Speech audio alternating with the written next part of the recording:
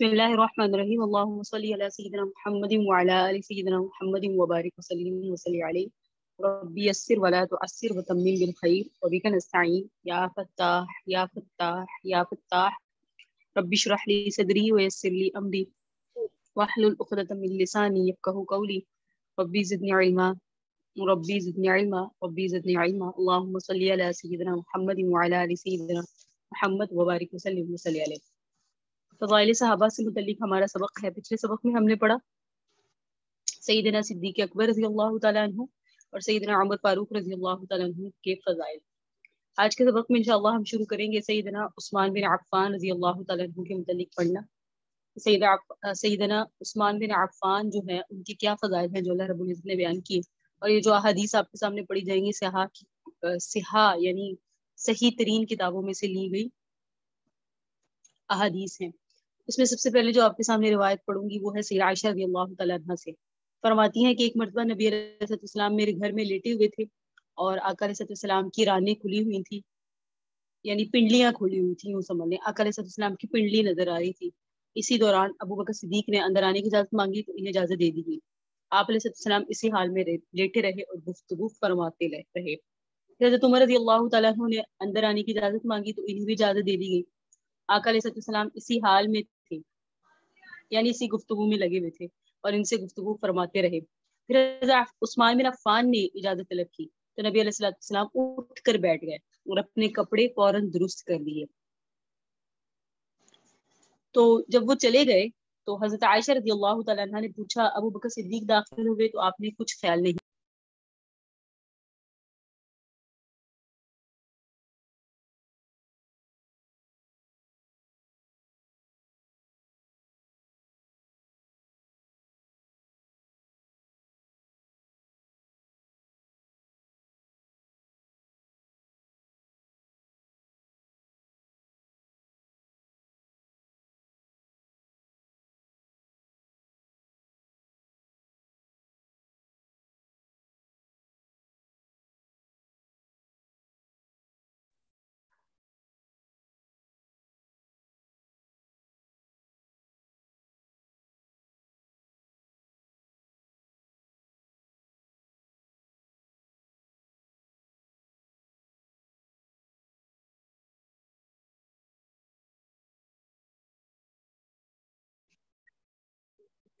آپ کے سامنے عرض کری تھی کہ حضرت عثمان رضی اللہ تعالیٰ عنہ جب اندر داخل ہوئے آقا علیہ السلام نے گفتگو فرمائی، اپنے آپ کو سمیٹ لیا۔ جب وہ چلے گئے تو سیدہ عائشہ رضی اللہ تعالیٰ عنہ نے پوچھا کہ ابو بکر صدیق داخل ہوئے تو آپ نے کچھ خیال نہیں کیا بلکہ اسی طرح لیٹے رہے، کوئی پرواہ نہیں کی؟ کہ سیدنا عمر رضی اللہ تعالیٰ عنہ داخل ہوئے تو بھی آپ اسی حالت میں رہے، لیکن حضرت عثمان جب داخل ہوئے تو آپ اٹھ کر بیٹھ گئے اور اپنے کپڑے درست کیے، اس کی کیا وجہ ہے؟ تو آقا نے فرمایا کیا میں اس شخص سے حیا نہ کروں جس سے آسمان کے فرشتے بھی حیا کرتے ہیں۔ اس قدر مقام تھا سیدنا عثمان رضی اللہ تعالیٰ عنہ کا، جہاں یہ سمجھ آئی کہ آقا ان کا احترام کرتے ہیں، وہاں ہمیں یہ سمجھ آتی ہے کہ آسمان کے فرشتے بھی سیدنا عثمان غنی رضی اللہ تعالیٰ عنہ کا بے حد اور اس قدر احترام کرتے ہیں۔ اسی لیے یہ عمل صرف آقا کو ہی معلوم تھا، کیونکہ آسمانوں کے حال کیا ہے یہ آقا ہی جانتے ہیں۔ تو آقا نے یہ بھی واضح فرما دیا کہ عثمان سے آسمان کے فرشتے بھی حیا کرتے ہیں، اس کی حیاداری کی وجہ سے میں نے بھی حیا کی۔ ایک جگہ اور سیدہ ام المؤمنین رضی اللہ تعالیٰ عنہ سیدہ عائشہ فرماتی ہے جب میں نے یہ پوچھا نا کہ آپ نے ایسا کیوں کیا، تو آقا علیہ السلام نے فرمایا کہ عثمان بہت زیادہ شرم و حیا والے آدمی ہیں، اور مجھے ڈر تھا کہ اگر میں انہیں اسی حالت میں آنے کی اجازت دیتا تو وہ اپنی جس ضرورت سے آئے تھے وہ مجھے نہیں بتاتے، اس قدر حیا کرتے، یعنی اگر میں اسی حالت میں رہتا، یعنی آقا علیہ السلام کوئی ایسے عمل میں نہیں تھے جو بہت معیوب ہو یا جس پر کوئی بات کہی جائے۔ عموماً جب انسان لیٹتا ہے تو اس کی اس قدر جو حالت ہے ہو جاتی ہے کہ کہیں نہ کہیں سے کپڑا تھوڑا بہت پیچھے ہٹ جاتا ہے، تو یہ کوئی معیوب نہیں تھا، لیکن ادھر پتہ چلتا ہے کہ سیدنا عثمان کی حیا اس قدر زیادہ تھی کہ انہوں نے اس کو حیا کے خلاف سمجھا۔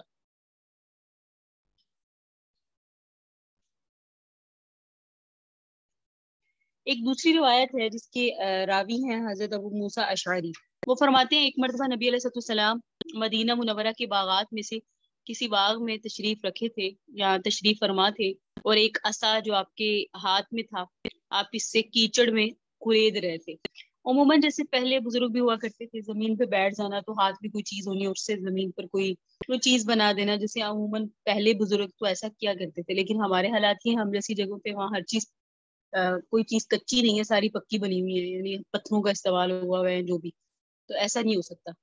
تو وہاں اس زمانے میں تو مٹی ہوا کرتی تھی اور مٹی کے گھر ہوا کرتے تھے، اس لیے۔ اور دوسری بات یہ ہے کہ آپ کے سامنے عرض کیا تھا، بارہا کر چکی ہوں، عصا انبیاء کی سنت ہے۔ انبیاء علیہ السلام اپنے ہاتھ میں عصا رکھا کرتے تھے، اس لیے ان کے ہاتھ میں کیا تھا؟ عصا تھا۔ اور آقا جو ہے، آقا علیہ السلام زمین پر نشان بنا رہے تھے، اسی اسنا میں اس شخص کے نے دروازہ کھٹکھٹایا، ایک آدمی نے دروازہ کھلوایا، آپ نے فرمایا کھول دو اور آنے دو اور جنت کی بشارت دے دو۔ تو حضرت ابو موسیٰ اشعری کو یہ فرمایا، انہوں نے دروازہ کھلوانے کی کوشش کی، یعنی دروازے میں دستک دی، آقا نے فرمایا ہاں آنے دو، اور جو بھی آیا اسے کو تمہارے لیے جنت ہے۔ فرماتے دروازہ کھولا تو وہ ابو بکر صدیق تھے، میں نے دروازہ کھول دیا اور انہیں جنت کی بشارت دی۔ یہ کون فرما رہے ہیں؟ حضرت ابو موسیٰ اشعری فرماتے پھر کچھ دیر بعد دوسرے آدمی نے دروازہ کھٹکھٹایا تو آقا نے فرمایا دروازہ کھول دو اور آنے والے کو جنت کی بشارت دے دو۔ حضرت ابو موسیٰ اشعری فرماتے ہیں دروازہ کھولا، میں نے تو دیکھا وہ حضرت عمر رضی اللہ تعالیٰ عنہ تھے، میں نے دروازہ کھول دیا اور انہیں جنت کی بشارت دی۔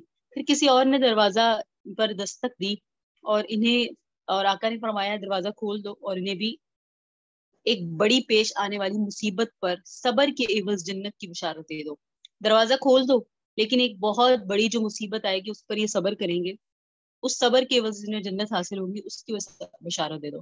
حضرت ابو موسیٰ اشعری رضی اللہ تعالیٰ عنہ فرماتے میں گیا تو دیکھا وہ عثمان بن عفان تھے، میں نے دروازہ کھولا اور جنت کی بشارت دی، اور وہی بات ذکر کی جو آقا نے ارشاد فرمائی۔ حضرت عثمان رضی اللہ تعالیٰ عنہ فرمایا اے اللہ، کہ انہوں نے فرمایا اللہم صبرن اب اللہ المستعان۔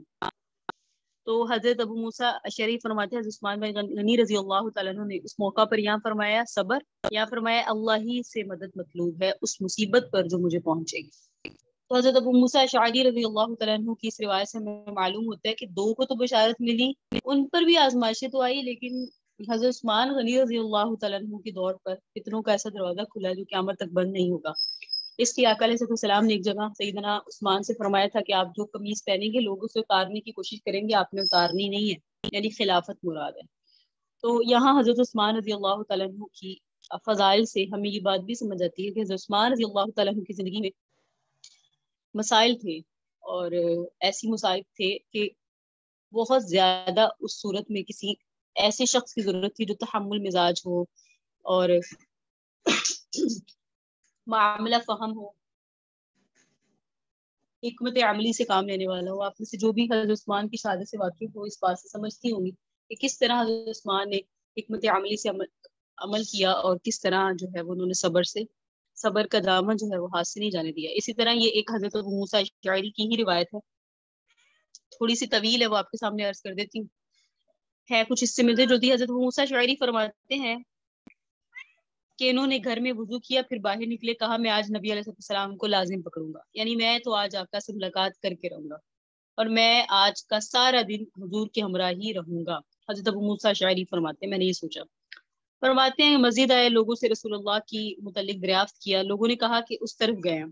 حضرت ابو موسیٰ اشعری فرماتے ہیں میں آپ کے قدموں کے نشانات پر چلتا رہا، پوچھتے پوچھتے یہاں تک کہ میں آقا علیہ السلام کو میں نے دیکھ لیا، اور آقا علیہ السلام بیر عریس داخل ہو گئے۔ مدینہ کے باہر ایک کنواں تھا، غالباً قباء کی طرف، مسجد قباء کی طرف، اس کے احاطے میں ہے یہ بیر عریس، تو آقا وہاں موجود تھے۔ میں اس کے دروازے کے پاس کھڑا ہو گیا، دروازہ ٹہنیوں کا تھا، یہاں تک کہ آقا علیہ السلام جو ہے وہ قضائے حاجت فرما رہے تھے، آقا علیہ السلام نے قضائے حاجت فرمائی اور وضو فرمایا۔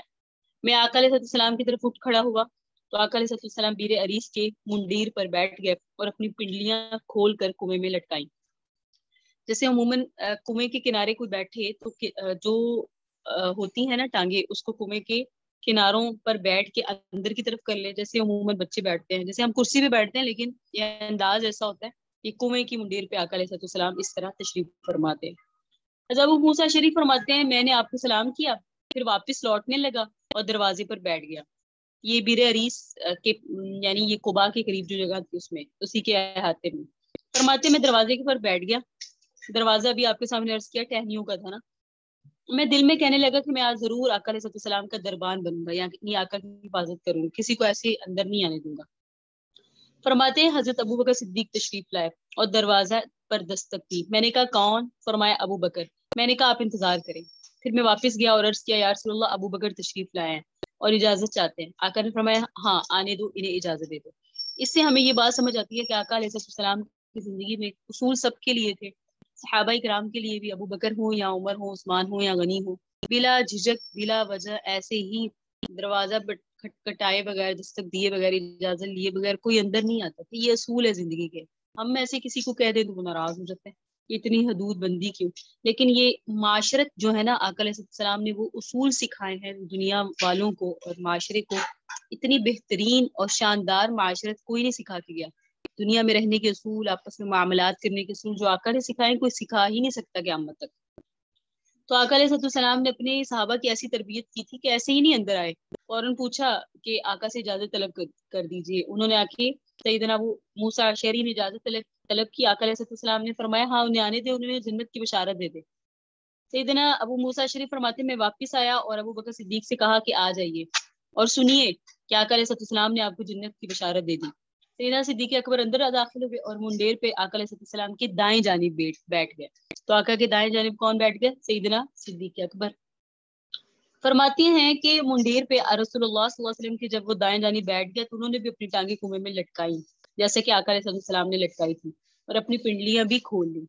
آقا علیہ السلام نے بھی کھولی تھی، عموماً تھوڑا حصہ کھول لیا جاتا ہے، عموماً ویسے بھی مردوں کی جو شلوار ہے یا جو آقا علیہ السلام کے زمانے میں جو تہبند ہوا کرتا تھا وہ تھوڑا اوپر ہی ہوا کرتا تھا، تو تھوڑی مزید کھول لی ہوں گی، اس لیے انہوں نے روایت کرنے والے نے پنڈلیوں کا لفظ استعمال فرمایا۔ اچھا جی، اب آقا علیہ السلام نے بھی کھول لی، انہوں نے بھی اب بیٹھے ہیں، اور یہ ہے آقا کی نقل۔ کسی نبی کی نقل اتارنے پہ ثواب نہیں ہے سوائے آقا علیہ السلام کہ ان کے امتی اگر ان کی نقل بھی اتاریں گے تو اس پر بھی ان کے اس عمل کا ثواب کئی گنا ثواب بڑھا چڑھا کے دیا جائے گا۔ تو صحابہ کرام وہ بھی سیدنا صدیق اکبر ہوں تو وہ تو مشتاق تھے اس چیز کے کہ آقا کی ایک ایک ادا کو اپنایا جائے۔ انہوں نے جب آقا کو اس حیت میں بیٹھے دیکھا تو وہ بھی خود ایسے بیٹھ گئے۔ حضرت ابو موسیٰ اشعری رضی اللہ تعالیٰ عنہ فرماتے پھر میں واپس دروازے پر آ کر بیٹھ گیا۔ میں اپنے بھائی کو گھر میں وضو کرتا ہوا چھوڑ کر آیا تھا، وہ مجھ سے ملنے والا تھا۔ میں نے دل میں کہا اب جس انسان کی بہتری اللہ کو منظور ہوگی اسے اللہ لے آئے، کیونکہ اب جو بھی آ رہا ہے اسے جنت کی بشارت مل رہی ہے، تو جس کے حق میں بہتری ہوگی اسے جنت کی بشارت مل جائے گی۔ تو انتظار فرما رہے ہیں کون آتے ہیں؟ کہتے ہیں میں نے دل میں کہا اب جس انسان کی بہتری ہوگی منظور اسے اللہ لے آئے گا۔ میرے دل میں تھا بھائی کا خیال۔ ابو موسیٰ شریف فرماتے میرے دل میں کیا خیال تھا؟ میرا بھائی ہے، ظاہری بات ہے ہر ایک کی خواہش ہوتی میرے اپنے کو یہ مقام حاصل ہو، تو ان کی خواہش تھی کہ میرے بھائی کو۔ لیکن اسی اسلام میں کسی آدمی نے دروازہ ہلایا، دستک دی۔ میں نے کہا کون؟ کہا عمر بن خطاب قربان۔ ان احادیث سے سمجھیں کہ آقا علیہ السلام کی محبت تو تھی ان حضرات سے، ابو بکر صدیق سے، حضرت عمر فاروق سے، لیکن اللہ نے کیسی ترتیب بنائی ہوئی تھی۔ یہ جو آپ کے سامنے روایات پڑھی ہوں کوئی ضعیف روایات نہیں ہیں، بڑی کتب میں صحاح ستہ کی کتب میں یہ روایتیں ملتی ہیں، صحیح ترین بخاری مسلم کی کتابوں میں یہ روایات ملتی ہیں۔ تو یہاں یہ کوئی اپنے سے گھڑا ہوا واقعہ نہیں ہے، واقعتاً اس وقت تشریف لانے والے سیدنا صدیق اکبر تھے، کیونکہ پہلے ہی انبیاء کے بعد سارے انسانوں میں سب سے زیادہ سیدنا صدیق اکبر افضل ہیں، پھر حضرت عمر ہیں، پھر حضرت عثمان ہیں، پھر حضرت علی ہیں، یہی ترتیب ہے۔ فرماتے ہیں عمر بن خطاب تھے اور میں نے کہا آپ ٹھہریں۔ پھر میں آقا علیہ السلام کے پاس آیا اور سلام کر کے عرض کیا کہ عمر تشریف لائیں اور اجازت چاہتے ہیں۔ آقا نے فرمایا آنے دو اور انہیں بھی جنت کی بشارت دے دو۔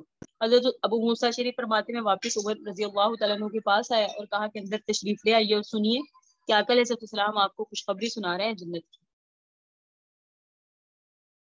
حضرت عمر رضی اللہ تعالیٰ عنہ بھی اندر تشریف لائے اور جا کے منڈیر پہ آقا علیہ السلام کی بائیں جانب بیٹھ گئے۔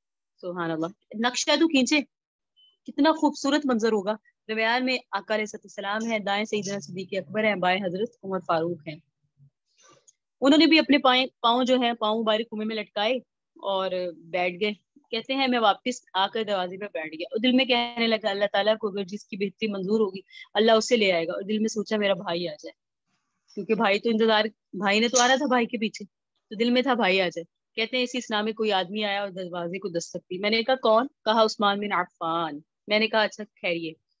یہ کہہ کر میں آقا علیہ السلام کی خدمت میں آیا اور آقا علیہ السلام کو عثمان رضی اللہ تعالیٰ عنہ کے آنے کی خبر دی۔ یہ لوگ آئے نہیں ہیں، لائے گئے ہیں۔ حضرت ابو بکر صدیق یا حضرت عثمان خود نہیں آئے، اللہ کا حکم تھا نا کہ آج آقا بھی مزاج میں ہیں اور جنت کی بشارتیں مل رہی ہیں، تو آقا کی زبان سے کس کس کو جنت کی بشارت ملے، اس ترتیب سے اللہ نے پھر حضرت عثمان کو بھیجا.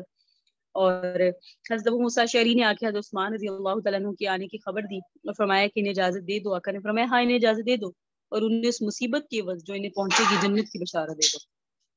حضرت ابو موسیٰ اشعری فرماتے میں واپس آیا اور حضرت عثمان رضی اللہ تعالیٰ عنہ سے کہا کہ اندر تشریف لائیے اور سنیے کہ آقا نے آپ کو جنت کی خوشخبری دی ہے اس مصیبت کی عوض جو آپ کو پہنچے گی.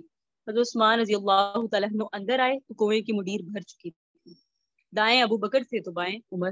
چنانچہ وہ دوسری جانبی نظرات کے سامنے بیٹھ گیا، بالکل سامنے، نہ دائیں بیٹھے نہ بائیں بیٹھے، بالکل سامنے. تو علماء نے اس کا نقشہ کھینچا ہے، قبروں سے تعبیر کی گئی ہے اس بات کی کہ کنویں کی مڈیر پر جنہیں نبی علیہ السلام کے ساتھ جگہ ملی ان کی قبور بھی نبی علیہ السلام کے ساتھ تھی، یعنی سیدنا صدیق اکبر، سیدنا عمر فاروق. اور جنہیں جگہ نہ ملی تو ان کی قبر بھی ساتھ نہیں تھی. حضرت عثمان کو سامنے جگہ ملی، اور ابھی بھی دیکھا جائے نا ترتیب ایسی ہے کہ جنت البقیع میں سامنے حضرت عثمان ہے، دائیں سیدنا صدیق اکبر ہیں تو بائیں حضرت عمر فاروق. تو یہ ان تین صحابہ کرام رضوان اللہ علیہم اجمعین کی فضیلت کو سمجھنے کے لیے کافی شافی وافی احادیث ہے. ایک موقع پر حضرت ابو موسیٰ اشعری ہی فرماتے ہیں کہ میں نے آقا علیہ السلام کی میں تلاش میں نکلا، میں نے آپ کو باغوں کی طرف جاتے ہوئے دیکھا، تو میں آپ کے پیچھے گیا تو آپ کو ایک باغ میں پایا، آپ کنویں کے کناروں پہ تشریف فرما تھے، پنڈلیاں کھول کے کنویں میں لٹکائے ہوئے تھے پاؤں. اور باقی روایت وہی ہے، سیدنا صدیق اکبر آئے جنت کی بشارت، عثمان عمر بن خطاب آئے جنت کی بشارت، عثمان آئے تو تکالیف کے بعد جنت کی بشارت دی گئی. یہ حضرت عثمان رضی اللہ تعالیٰ عنہ کے فضائل سے معلوم ہوا. سیدنا ابو بکر کے بعد سیدنا عمر کے بعد سیدنا عثمان تمام صحابہ میں سب سے زیادہ افضل ترین صحابہ کرام میں شامل ہوتے ہیں. اللہ پاک ہمیں ان کی قدر کی اور ان کی عظمت کو سمجھنے کی توفیق عطا فرمائے. اب پڑھتے ہیں سیدنا علی بن ابی طالب رضی اللہ تعالیٰ عنہ. سیدنا علی بن ابی طالب کے متعلق آپ سب جانتی ہیں، آقا علیہ السلام نے فرمایا جس کا مولا میں اس کا علی مولا. اور علی رضی اللہ تعالیٰ عنہ نبی علیہ السلام کے داماد ہیں، اور آقا علیہ السلام کے بہت چہیتے بھی تھے اور بہت بہادر بھی ہیں. حضرت علی بن ابی طالب نام ہی علی ہے، بہت کم لوگوں کا یہ نام ہوتا ہے، اور نام میں بھی بہت شجاعت ہے، بہادری ہے. ان کے مقام کو بھی سمجھیے کہ حضرت سعد بن ابی وقاص فرماتے ہیں کہ نبی علیہ السلام نے حضرت علی سے ایک موقع پر فرمایا تمہارا مجھ سے تعلق ویسا ہی ہے جس سے ہارون کا موسیٰ سے تھا، مگر بات یہ ہے کہ میرے بعد کوئی نبی نہیں ہے. تو ہارون کو جیسے خلافت ملی، خلافت سے مراد ہے ایک جانشین بنے وہ حضرت موسیٰ کے، اسی طرح تو میرے جانشین ہی ہوتے لیکن میرے بعد کوئی نبی نہیں ہے. تو یہاں تعلق کو بیان کرنا مقصود ہے، جیسے کہ امت محمدیہ میں حضرت علی رضی اللہ تعالیٰ عنہ کا مقام جو حضرت ہارون کا تھا وہ بیان کیا گیا، لیکن دونوں کے مقام کے درمیان جو فرق ہے وہ بھی آقا علیہ السلام نے بیان فرمائے کہ تم اور ان میں فرق یہ کہ وہ نبی تھے اور میرے بعد تو میری امت میں کوئی نبی نہیں ہوگا. آقا علیہ السلام نے حضرت علی سے یہ جملہ غزوہ تبوک کے موقع پر فرمایا کہ جب آپ نے حضرت علی کو اپنے پیچھے مدینہ میں اپنا نائب بنایا کہ دیکھو میں تمہیں اپنا نائب بنا کے جا رہا ہوں، جیسے موسیٰ علیہ السلام نے حضرت ہارون کو اپنا نائب بنایا تھا جب وہ کوہ طور پہ گئے تھے، تو میں بھی تمہیں اپنا نائب بنا کے جا رہا ہوں. لیکن اس کا یہ وقت نہیں ہے کہ آپ نبی ہیں، کیونکہ میرے بعد تو کوئی نبی نہیں ہے علی. لیکن اسے واقعہ سمجھ آتا ہے کہ آقا علیہ السلام نے اپنے بعد نائب نے سے اعتبار سے بنایا غزوہ تبوک پر. ایک موقع پر حضرت سعد فرماتے ہیں کہ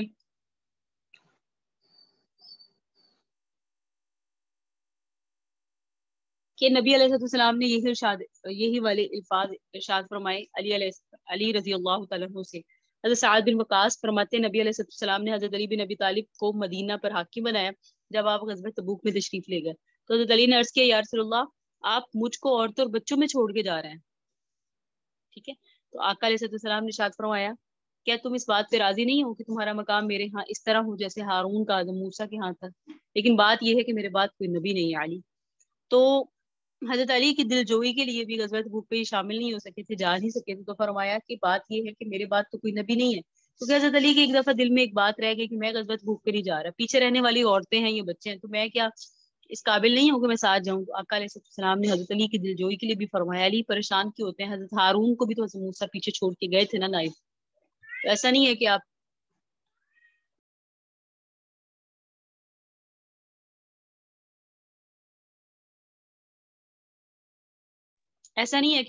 لڑ نہیں سکتے ہیں جو بھی. بات یہ ہے کہ اس موقع پر آپ کا یہاں رہنا صحیح ہے، درست ہے. ایک موقع پر حضرت سعد رضی اللہ تعالیٰ عنہ کو انہیں سے روایت ہے کہ حضرت علی رضی اللہ تعالیٰ عنہ کو جو ہے وہ ابو تراب کہا جاتا ہے،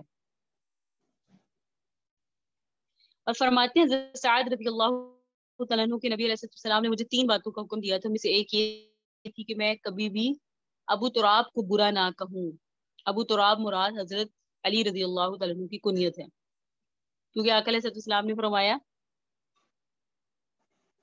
کہ ابو تراب کو برا مت کہو، برا نہیں ہے ابو تراب، علی برے نہیں ہے، انہیں کوئی برا نہ کہے۔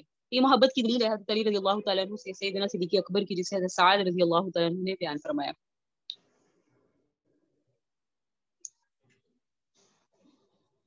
ایک موقع پر ایک روایت ہے جس میں حضرت سعد ہی فرماتے ہیں کہ نبی علیہ السلام نے فرمایا کہ میں کل جھنڈا اس شخص کو دوں گا خیبر کے موقع پر، غزوہ خیبر کے موقع پر آقا علیہ السلام نے فرمایا آقا کے ہاتھ میں ایک جھنڈا تھا، اور وہ جھنڈا اس کے ہاتھ میں دیا جاتا تھا جو پوری فوج کی قیادت کیا کرتے تھے، یعنی پوری فوج ان کے نقش قدم پہ، جن کے نقش قدم پہ چلا کرتی تھی۔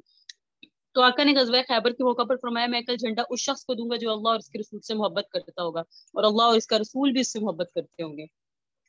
حضرت سعد فرماتے ہیں ہم انتظار میں رہے کہ یہ اعزاز کسے ملے گا، کون ہوگا جس سے اللہ اور اس کے رسول محبت کرتے ہوں گے اور وہ اللہ اور اس کے رسول سے محبت کرتا ہوگا۔ یہ چھوٹی بات نہیں ہے، یاد رکھیں، ایک ہے ہم اللہ سے محبت کرتے ہیں، آپ میں سے سب کا دعویٰ ہوگا ہم اللہ سے محبت کرتے ہیں، آپ میں سے اور میرا ہم سب کا دعویٰ ہے ہمیں آقا سے محبت ہے، لیکن اگر اس محبت کا رسپانس بھی مل جائے نا کہ ہاں ہمیں بھی تم سے محبت ہے، اللہ فرما دے مجھے اس اپنے بندے سے محبت ہے، آقا کے حبیب فرما دے ہاں تمہاری محبت مجھے قبول ہے، مجھے بھی تم سے محبت ہے، تو یہ نور اعلیٰ نور ہوتا ہے۔ اپنی محبت کا جب بھی کسی کو اپنی محبت کا رسپانس محبت میں ملتا ہے، عام دنیا میں ایسا ہوتا ہے یک طرفہ محبت تو میں جو کرنے والا محب ہوتا ہے وہی تھک جاتا ہے، لیکن اللہ پاک ہمیں اپنے محبت نبی اور آقا کی محبت اور اپنی محبت میں تھکا بھی دے تو بڑی بات ہے، تھکتے ہی تو نہیں ہے، محبت ہی نہیں ہے اس درجے کی۔ بہرحال تو یہاں انہیں رسپانس بھی مل رہا ہے، فرمایا جو اللہ اور اس کے رسول سے محبت کرتا ہوگا اللہ اور اس کے رسول اس سے محبت کرتے ہوں گے۔ تو حضرت سعد فرماتے ہیں ہم انتظار کرنے لگے کہ یہ اعزاز اور یہ منصب کسے ملے گا، تو آقا نے فرمایا علی کو بلاؤ۔ انہیں لایا گیا تو ان کی آنکھیں دکھنے آ رہی تھی، یعنی جیسے اشوب چشم تھا ان کی آنکھیں، جیسے ہماری عموماً پھول جاتی ہیں یعنی کہ سرخ ہوئی ہوئی تھی، تو آپ نے ان کی آنکھوں پر اپنا لعاب دہن لگایا قربان۔ آقا علیہ السلام نے کیا فرمایا، اپنا لعاب دہن ان کی آنکھوں پہ لگایا اور جھنڈا انہیں دے دیا، چنانچہ اللہ تعالیٰ نے ان کے ہاتھ پر خیبر کو فتح کیا۔ تو یہ حضرت علی رضی اللہ تعالیٰ عنہ کی شان واضح ہوتی ہے کہ اللہ رب العزت نے کس طرح خیبر کو موقع پر فتح بھی دی، اور ایک اعلان بھی آ گیا اللہ اور اس کے رسول ان سے محبت کرتے ہیں، یہ اللہ اور اس کے رسول سے محبت کرتے ہیں۔ ایک موقع پر نبی علیہ السلام نے فرمایا، حضرت ابو ہریرہ سے روایت ہے کہ حضرت علی رضی اللہ تعالیٰ عنہ جھنڈا لے کے کچھ چلے پھر رک گئے، مگر کسی اور طرف نہ دیکھا، اور وہیں سے چیخ کر پوچھا یا رسول اللہ میں لوگوں سے کس بات پر قتال کروں گا، یعنی یہ جب جھنڈا دیا کہ میں لڑنے تو جا رہا ہوں خیبر پر، لیکن میں نے جو قتال کرنا ہے ان سے جہاد کرنا ہے وہ کس بات پر کرنا ہے، تو اللہ کے حبیب نے فرمایا ان سے قتال کرو یہاں تک کہ وہ کہہ دے لا الہ الا اللہ محمد رسول اللہ۔ جب وہ ایسا کر لیں تو بلا شبہ انہوں نے اپنے حقوق اپنے مال کو بغیر کسی حق کے تم سے محفوظ کر لیا، تو ان کا حساب اللہ پر ہے، تم نے پھر ان سے لڑائی جھگڑا نہیں کرنا۔ ایک طویل حدیث ہے، مفہوم وہی ہے جو آپ کے سامنے بیان کیا لیکن طویل ہے، طوالے سے مراد ہے یہ جو حدیث بیان کرنے والے محدثین ہیں انہوں نے اسی حدیث کو جو پیچھے بیان ہے تفصیل کے ساتھ بیان کیا۔ وہ کیسے، حضرت سہل کی روایت ہے، فرماتے غزوہ خیبر کے موقع پر نبی علیہ السلام نے فرمایا میں جھنڈا اسی شخص کو دوں گا جس کے ہاتھ پر اللہ تعالیٰ فتح عطا فرمائیں گے، اور وہ اللہ اور اس کے رسول سے محبت کرتا ہوگا، اللہ اور اس کے رسول اس سے محبت کرتا ہوگا۔ سہل رضی اللہ تعالیٰ عنہ فرماتے لوگوں نے وہ رات اسی غور و خوض میں گزار دی کہ ان میں سے کس کو جھنڈا ملتا ہے۔ جب صبح ہوئی تو سب لوگ رسول اللہ صلی اللہ علیہ وسلم کے پاس آ گئے اور سب کو یہی امید تھی کہ جھنڈا اسے دیا جائے گا۔ آقا علیہ السلام نے فرمایا علی بن ابی طالب کہاں ہیں؟ لوگوں نے کہا یا رسول اللہ ان کی آنکھوں میں تکلیف ہے۔ آقا علیہ السلام نے فرمایا لوگوں کو کہا کہ انہیں بلوا کے لائے، وہ تشریف لے آئے تو نبی علیہ السلام نے ان کی دونوں آنکھوں میں اپنا لعاب ڈالا، سبحان اللہ، اور ان کے لیے دعا فرمائی، تو ان کی تکلیف ایسے ہو گئی گویا انہیں کبھی تکلیف ہوئی ہی نہیں تھی۔ آقا کے لعاب میں بھی اتنی شفا ہے، سبحان اللہ۔ پھر آقا علیہ السلام نے انہیں جھنڈا عطا فرمایا تو حضرت علی رضی اللہ تعالیٰ عنہ نے عرض کیا یا رسول اللہ کیا میں ان لوگوں سے اس وقت تک قتال کروں گا جب تک کہ وہ میرے جیسے نہ ہو جائیں، یعنی مسلمان ہو جائیں؟ فرمایا اپنی چال چلتے آگے بڑھتے جاؤ یہاں تک کہ ان کے میدان میں اتر جاؤ، پھر انہیں اسلام کی دعوت دینا، انہیں بتلانا کہ اسلام میں ان پر اللہ کی کیا حقوق واجب ہے۔ اللہ کی قسم اللہ تعالیٰ تمہارے ذریعے کسی آدمی کو بھی ہدایت نصیب فرمائے تو یہ تمہارے پاس سرخ اونٹوں کے ہونے سے بھی زیادہ بہتر ہے، اگر وہ تمہاری وجہ سے مسلمان ہو گیا اور کیا چاہیے۔ سرخ اونٹوں کی مثالیں عرب میں اس لیے دی جاتی تھی کیونکہ یہ ایسا جانور تھا جو عرب کے ہاں بہت زیادہ ضرورت والا بھی تھا، ضرورتیں بھی پوری کرتا تھا. اور آپ سب کو معلوم ہے جیسے ہمارے ہاں سواری ہونا، گھر ہونا ایک اعزاز سمجھا جاتا ہے اور ایک بہت بڑی سعادت ہے. بھائی اللہ کا شکر ہے کہ اللہ نے ہمیں گھر دی، اپنی سواری دی. اپنی سواری ہونا بہت بڑی غنیمت ہے. تو یہاں جو ہے وہ حضرت اس زمانے میں سرخ اونٹوں کی اور اونٹوں کی مثالیں اس لیے دی جاتی تھی کہ وہ ایک عرب کے ہاں ایک بڑی پسندیدہ چیز تھی، کیونکہ لمبے لمبے سفر ہوتے تھے، تجارتیں ہوتی تھی اور ان پر بیٹھ کے جو ہے نا وہ سفر کو طے کیا جاتا تھا. اس لیے ان کی مثالیں جگہوں پہ دی گئی ہیں. تو فرمایا سرخ اونٹ جو تمہارے ہاں، اونٹ پہلی بات ہے اونٹ کے تمہارے ہاں بہت مرتبہ، سرخ اونٹ ہو تو وہ زیادہ قیمتی، تو تمہیں اس سے بھی زیادہ محبوب ہے کہ کوئی تمہاری وجہ سے دائرہ اسلام میں داخل ہو جائے اور اپنی زندگی سنوار لے.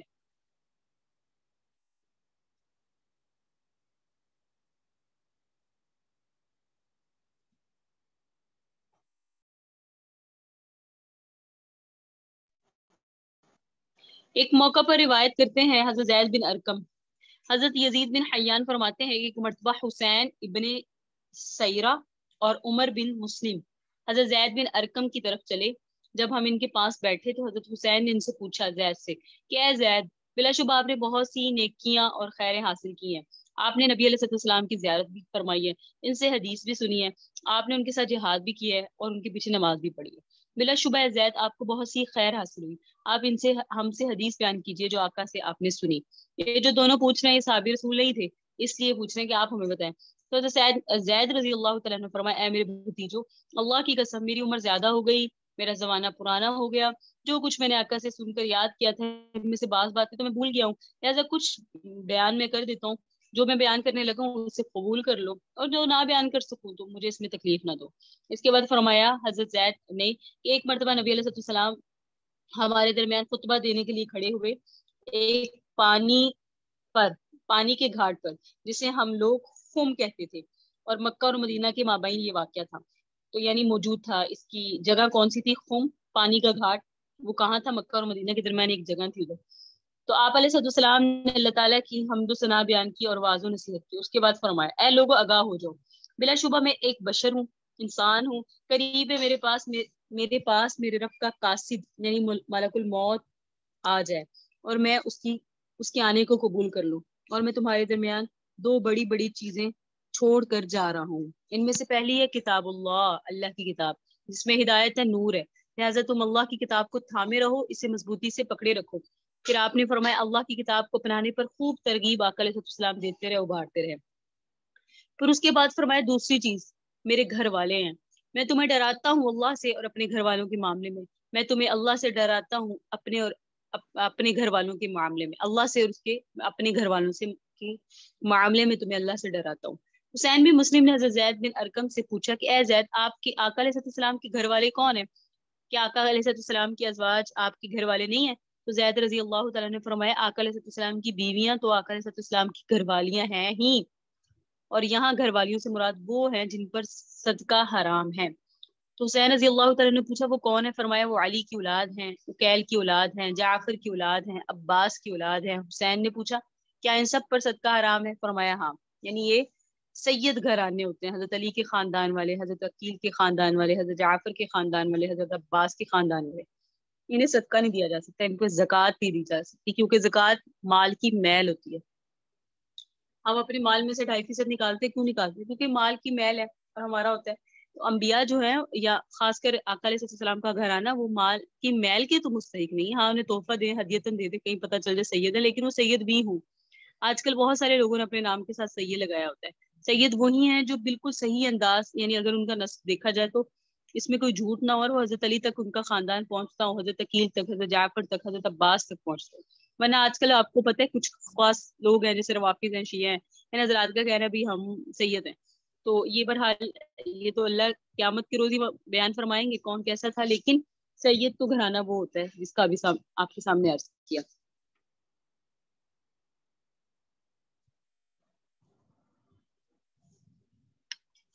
ایک روایت ہے حضرت سہل رضی اللہ تعالیٰ عنہ کی ہی، وہ فرماتے ہیں کہ آل مروان کے ایک شخص مدینہ کا گورنر بن گیا. مروان کا ایک شخص تھا، مدینہ کا گورنر بننا. اس نے سہل رضی اللہ تعالیٰ عنہ کو بلایا اور انہیں حکم دیا کہ حضرت علی کو برا بھلا کہیں. बनु उमैया के जो उमरा थे ना, ये जाहिलाना आसबियत और शिद्दत पसंदी थी, और वो हजरत अली के मुतालिक ना सिर्फ खुद नाजेबा कलिमात कहते थे बल्कि दूसरों को भी हुक्म देते थे। लेकिन हजरत सहाबा इकराम रिज़वानुल्लाह अलैहिम मजमाइन में से किसी एक से भी साबित नहीं है कि वो बनु उमैया के उमरा के हुक्म की वजह से इन्हें बुरा भला कहें। लेकिन मरवान ने कुछ, ये जो बना था मरवान की फैमिली से गवर्नर, इसने हजरत साहल बिन साद को बुलाया और कहा कि तुम हजरत अली को बुरा भला कहो। तो हजरत साहल बिन साद ने इनकार कर दिया और कहने लगा, अच्छा अगर तुम इससे इनकार करते हो तो कम से कम ये कह दो कि अल्लाह अबू तुराब पर रहमत करे, लानत करे माज़अल्लाह। अबू तुराब हजरत अली रजी अल्लाह तआला अन्हु का लक़ब है, जो अभी आपके सामने बयान किया। तो इसने कहा कि अच्छा कुछ ना कहो, बस ये कह दो अल्लाह उस पर लानत करे। साद रजी अल्लाह तआला अन्हु कहने लगे, हजरत अली को अबू तुराब से ज्यादा कोई नाम पसंद ना था, अगर इन्हें इस नाम से पुकारा जाता तो बहुत खुश होते। ये बात कह दी कि तुम कह रहे हो अबू तुराब, यानी अली ना मैं कहूँ, अबू तुराब कह दूं, तुम्हारी बात मान लूं। तो अबू तुराब तो हजरत अली को बहुत पसंद था। हजरत अली का ये नाम इसलिए रखा गया, एक रोज नबी अलैहिस्सलाम हजरत फातिमा से मिलने आए और हजरत फातिमा रजी अल्लाह तआला अन्हु से आके पूछा अली कहाँ है। तो हजरत फातिमा ने फरमाया वो मस्जिद में है।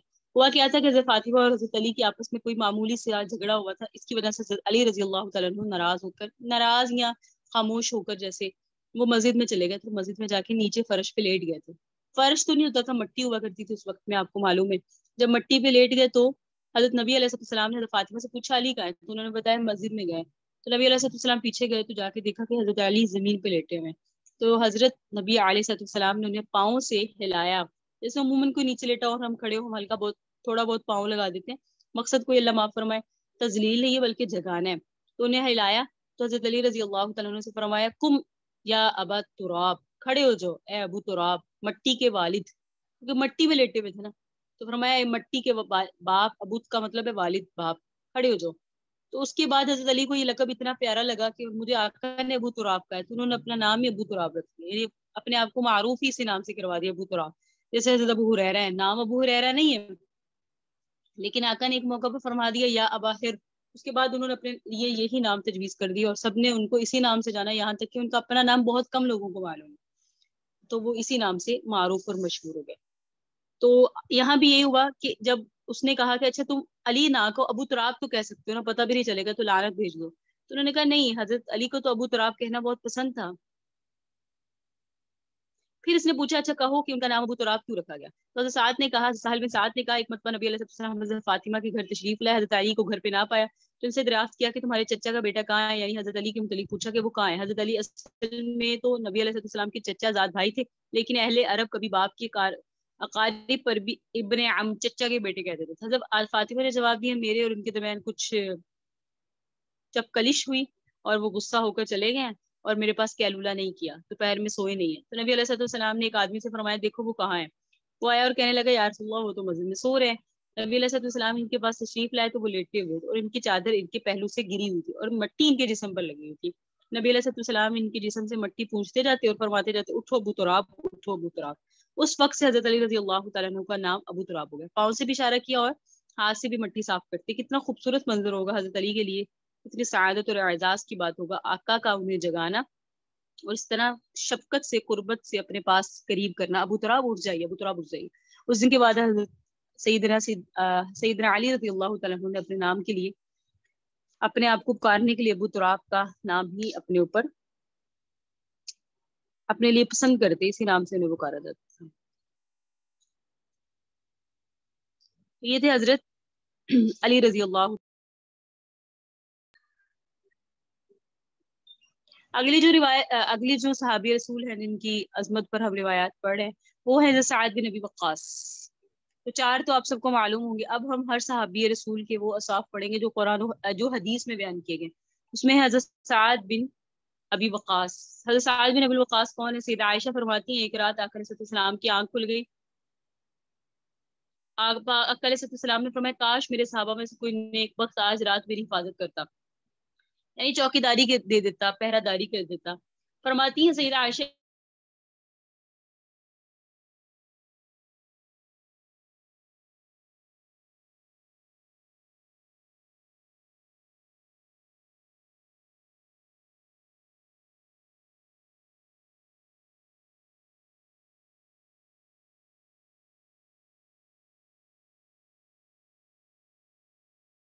اس اسلام میں ہم نے دیکھا اسلحہ کی آواز سنی، ہم نے خاموش ہوئے تو ہمیں سنائی دی، تو نبی علیہ السلام نے فرمایا کون پہرے داری کے لیے، تو آقا علیہ السلام اتنے مطمئن ہو کر سوئے تو فرمایا کون ہے؟ رجل صالح، میرا نیک بندہ جو میری آج کے رات پہرے داری کرے گا۔ تو سوچیں آقا علیہ السلام کی پہرے داری کرنے والے کا رات گزار دی انہوں نے آقا کی چوکی داری کرتے ہوئے، تو آقا کی چوکی داری کرنے پر کتنا بڑا اجر ملا ہوگا، اور انہوں نے کس طرح زبردست انداز میں آقا علیہ السلام کو مطمئن کر دیا، فرمایا آپ آرام کریں، میں ہوں نا، میں آپ کی حفاظت کروں گا۔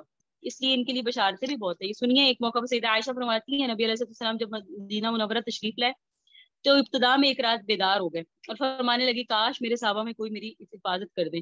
فرماتے اسی دوران ہم نے اس طرح کی آواز جب سنی تو فرمایا سعد بن ابی وقاص، آقا علیہ السلام نے ان سے فرمایا تمہیں کس بات نے اس وقت یہاں لا کے کھڑا کر دیا؟ سعد کس لیے آئے ہو؟ جواب دیا مجھے دل میں یہ اندیشہ ہوا کہ رسول اللہ پاک علیہ السلام کو کوئی نقصان نہ پہنچا دے، تو میں آپ کی پہرے داری اور حفاظت کے لیے آیا۔ نبی علیہ السلام نے ان کو دعا دی اور آقا علیہ السلام بعد میں مطمئن ہو کے آرام فرمانے لگے۔ ایک موقع پر حضرت عامر بن سعد رضی اللہ تعالیٰ عنہ حضرت سعد سے روایت کرتے ہیں، یعنی حضرت سعد رضی اللہ تعالیٰ عنہ فرماتے ہیں نبی علیہ السلام نے غزوہ احد کے روز ان کے لیے اپنے والدین کو جمع کیا، یعنی فرمایا مشرکین میں سے ایک شخص نے مسلمانوں کو آگ میں جلایا تھا، مشرکین میں سے ایک مرد نے، ایک شخص نے مسلمانوں کو آگ میں جلایا تھا، نبی علیہ السلام نے ان سے سعد رضی اللہ تعالیٰ سے فرمایا تیر مارو تم پر میرے ماں باپ قربان۔ سبحان اللہ۔ آپ پوری اگر دیکھیں نبی علیہ السلام کی زندگی تو ہر صحابی رسول نے آ کر یہی کہا میرے والدین آپ پر قربان، میرے والدین آپ پر قربان۔ لیکن حضرت سعد بن ابی وقاص کا کتنا مقام ہے کہ آقا علیہ السلام نے ان سے فرمایا ارمی فداک ابی و امی یا سعد، ارمی فداک ابی و امی یا سعد، میرے ماں باپ تم پر قربان ہے سعد۔ یہ حضرت سعد بن ابی وقاص کا مقام ہے، فرمایا تیر مارو تم، میرے ماں باپ تم پر قربان۔ اور وہ کہتے ہیں میں نے اس مشرک کے لیے ایک تیر نکالا جس میں پھل نہ تھا، پھل مراد تیر کا وہ ہوتا ہے نا جس سے پکڑتے ہیں، اور وہ تیر اس مشرک کے پہلو میں لگا، وہ گر پڑا۔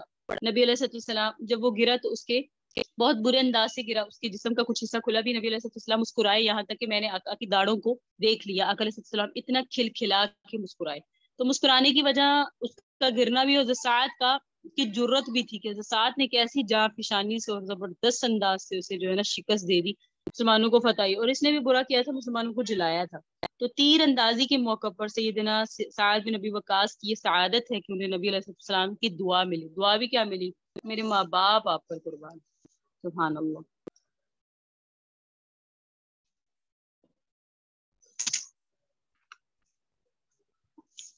حضرت مصعب بن سعد یہ حضرت سعد کے بیٹے ہیں، فرماتے ہیں کہ سعد بن نبی وقاص کہ قرآن کریم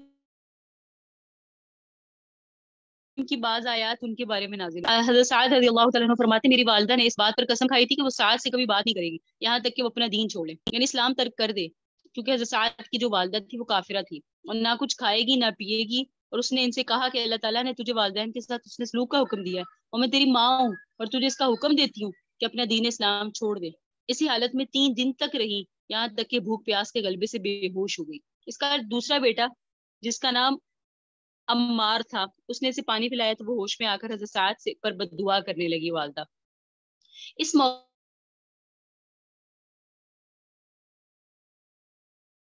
پر اللہ تعالیٰ نے قرآن کی آیت نازل فرمائی کہ انسان کو وصیت کی ہے والدین کے ساتھ اچھا سلوک کرنے کی، اور اگر وہ تمہیں مجبور کرے اس بات پر کہ میرے ساتھ شریک کرے ایسی چیز کو جس کا تمہیں علم نہیں ہے تو ان کے حکم کی اطاعت نہ کرو اور دنیا میں ان کے ساتھ بہتر سلوک کرو بس۔ ایک بار نبی علیہ السلام کو بہت سا مال غنیمت ہاتھ لگا، اس میں ایک تلوار بھی تھی، تو فرماتے میں نے اسے لیا اور لے کر نبی علیہ السلام کی خدمت میں حاضر ہوا، عرض کیا کہ مجھے انعام دے دیں، میں تو وہ ہوں جس کا حال آپ کو معلوم ہے، یعنی کہ میرے پاس کچھ نہیں ہے، اگر آپ دے دیں تو میرا بھلا ہو جائے گا۔ نبی علیہ السلام نے فرمایا اسے وہیں رکھ دو جہاں سے لیا ہے۔ میں واپس چلا اور میں نے سوچ لیا تھا کہ اسے مال غنیمت کی گودام میں واپس رکھ دوں گا، لیکن پھر میرے نفس نے مجھے ملامت کی اور میں دوبارہ نبی علیہ السلام کے پاس لوٹا، میں نے دوبارہ عرض کیا کہ تلوار مجھے عطا فرما دے۔ آقا علیہ السلام نے سخت آواز میں مجھ سے فرمایا اسے وہیں رکھ دو جہاں سے اٹھائی ہے۔ اس موقع پر اللہ جل شانہ نے آیت نازل فرمائی کہ آپ سے یہ مال غنیمت کی چیزوں کے بارے میں سوال کرتے ہیں۔